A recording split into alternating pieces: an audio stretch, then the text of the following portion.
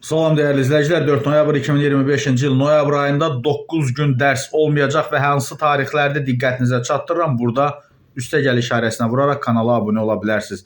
Məktəbəqədər və Ümumi Təhsil üzrə Dövlət Agentliyi təhsil müəssisələrində qarşıdan gələn bayram və payız tətili günləri ilə bağlı açıqlama yayıb. Nazirlər Kabinetinin iş və istirahət günlərinin yerlərinin dəyişdirilməsi haqqında qərarına əsasən 8 noyabr Zəfər günü və 9 noyabr Dövlət Bayrağı günü ilə əlaqədar 6 günlük iş həftəsi ilə fəaliyyət göstərən təhsil müəssisələrində son iş günü 7 noyabr, bayramdan sonra ilk iş günü 11 noyabrdır. 5 günlük iş həftəsi ilə fəaliyyət göstərən təhsil müəssisələrində son iş günü 7 noyabr, bayramdan sonra ilk iş günü isə 12 noyabrdır. Həmçinin idarədən bildirilib ki, məktəblərdə 16-20 noyabr tarixləri payız tətilidir. Payız tətilindən sonra ilk dərs günü 21 noyabr tarixinə təsadüf eləyəcək.